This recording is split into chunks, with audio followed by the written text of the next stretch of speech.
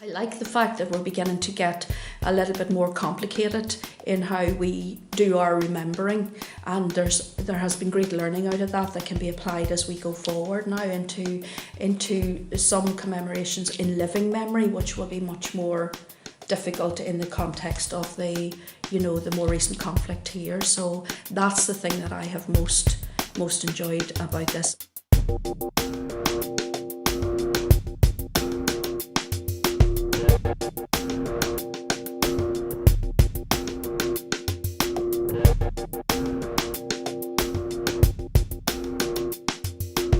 My name is Jacqueline Irwin. I'm the Chief Executive of the Community Relations Council, a regional body dealing with good community relations issues and peace building, based here in Belfast but operating all across the region. And in relation to commemoration, in the last 5 years we've been working closely with the Heritage Lottery Fund, also based here in Belfast, supporting work to develop ideas around commemoration in the context of a divided history.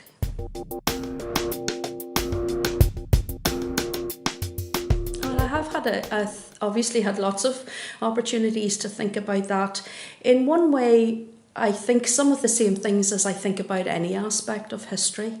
And so the first thing that immediately comes into my mind is that history tells you as much about the time you're living in now as it might be able to tell you about the time you're trying to look at in the past, in the sense that it gives you some interesting insights into what society at any given point in time can tolerate remembering or is interested in remembering. So this fits into that category as well. I think the other thing is the time that you and I are living in now is somebody else's history. So that also gives you a bit of an insight into how history works, because we don't know everything that is going on right now in the time that we're living in. But what we do know is that not a lot of that necessarily makes it to the public record. And then I think history has to be viewed from that point of view as well. It's a record of the stories that made it to the top, if you will. And so I'm always interested in what you can retrieve in history as an exercise in retrieving the complexity and the nuance that goes on underneath all of that. And I personally come from a mixed background, religiously mixed background, rural background. And if I learnt anything out of that before I even knew how to think about it, I knew that there were many sides to any given story, and I can find a family connection all across the spectrum, and I have found that to be a great blessing. But what it leaves me with as a result when I come to look at history is that I'm interested in the angles, the various different ways there are of seeing, understanding or being affected by any one event or series of ways of thinking, which is another way, I guess, of looking at history. So I bring all of that to the question of 1916, and of course it has plenty to give me back, because there's a lot of variety in that year. It's viewed as a bit of a foundation year in terms of Irish history, and then also with the Battle of the Somme in terms of a unionist sense of identity here as well. So, but all of those points that I've just made to you, I would bring to thinking about those questions. The Community Relations Council got involved in commemoration, generally speaking, because of this question of how vexed it can become in a divided society.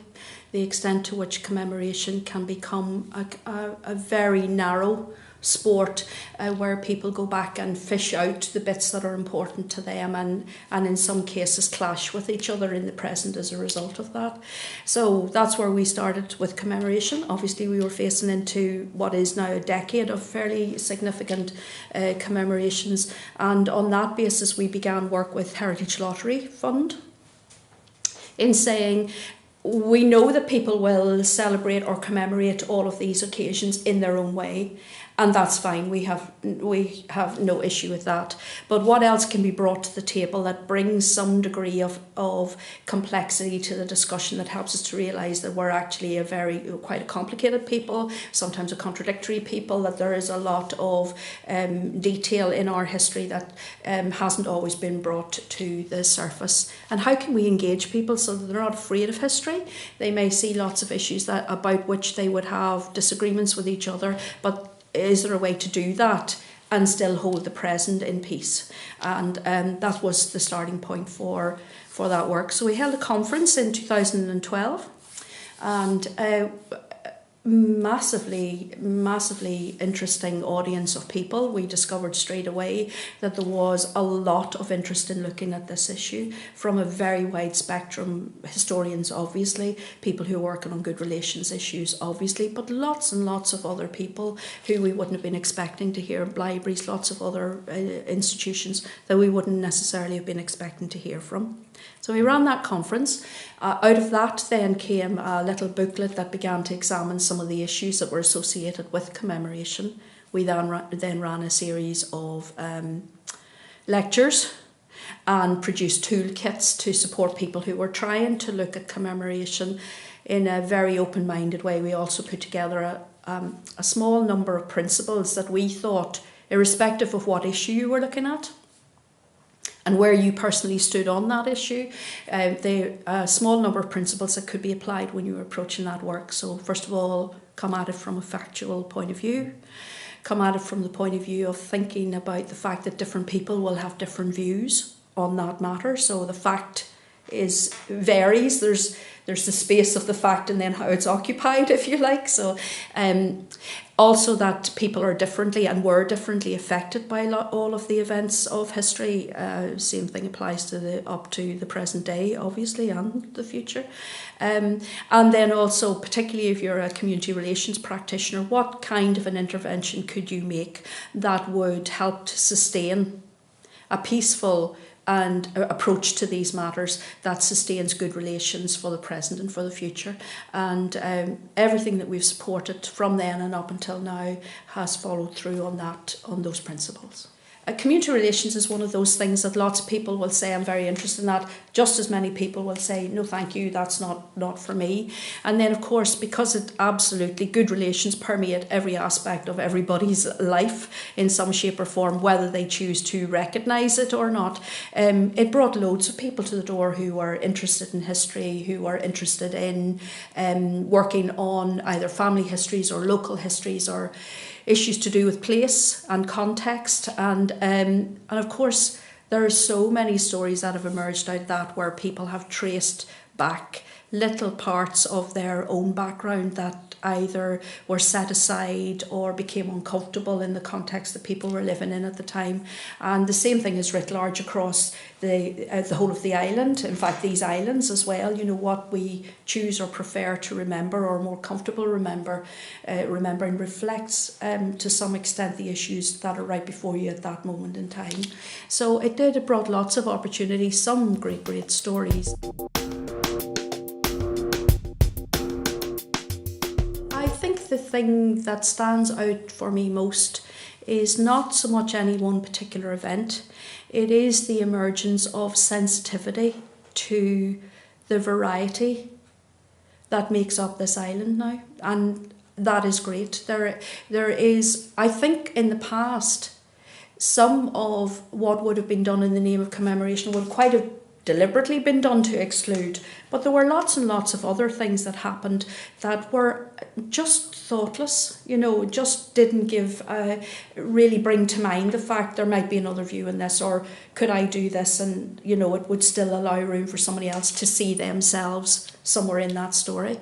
And that is what I have liked best about it, to see the originality in the way in which people have been able to think about the other or the others, because there are so many people now, and the world is a small place, and most of what happened on this island, or indeed the other island, can find a resonance in much wider world issues now, and there are so many more identities that trace their history back to somewhere else too. So I like the fact that we're beginning to get a little bit more complicated in how we do our remembering, and there has been great learning out of that can be applied as we go forward now into some commemorations in living memory, which will be much more difficult in the context of the more recent conflict here. So that's the thing that I have most enjoyed about this, and the resources that have been developed, many of which you will find on websites like Creative Centenaries and so on,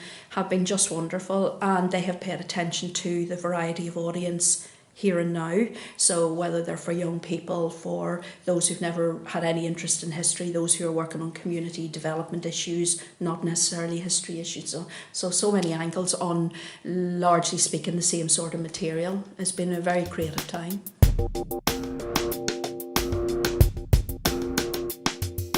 It varies. So I can't give you, I suppose I'm glad to say, one pat answer that covers the whole of the picture, and I wouldn't want to try, because this is developing work. It doesn't have a particular destination. It brings people with it, and it's iterative, so it'll change over time. I suppose the point I made about people developing the skills and the confidence to look beyond the received story, whatever that might be, and just get interested in what happened to their family, people in their family, where they go, it brings history alive, but actually it brings the here and now alive too, because you start to see events that you are living in as being part of that weave for the longer run, and that's an important thing, particularly for young people to learn. The importance of what seem like relatively small decisions and the part they can play in the bigger picture as you go forward. From the nature of community relations work is changing. You would expect that as we move further and further beyond the original peace agreement, the nature of the issues that we have to tackle and think about begin to change, and community relations begins to move from being a sort of separate item that you try to engage a lot of people in, across to being something that really should infect a lot of the ways we live together as diverse people. And commemoration will be just another one of those things, I think, in the longer run that will be thought about in those kinds of terms. And it has been interesting to see the extent to which people have been willing or interested in thinking about that. It's not just an event that you run. You've got to get up the next day and still live with your near neighbours. So how are you going to do that and get a win-win out of those situations?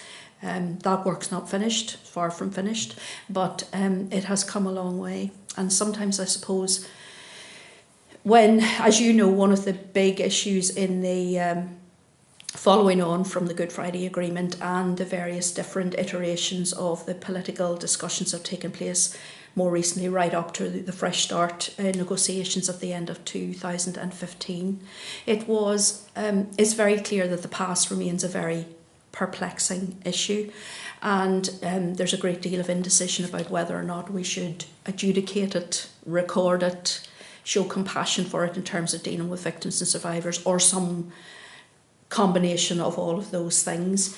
I think one of the really important things for us all to realise as a society is that a lot of that work is already ongoing.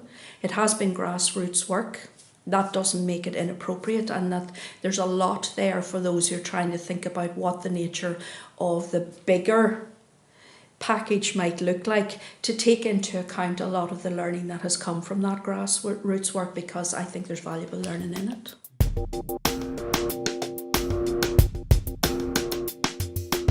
Tell me that we have already come quite a long way. They tell me that we have still a way to go. They tell me that we have broadened our audiences in terms of who is interested in these issues and willing to develop ideas and test their own boundaries and other people's in the work that they do. And that's great, and I would want to pay tribute to all of that.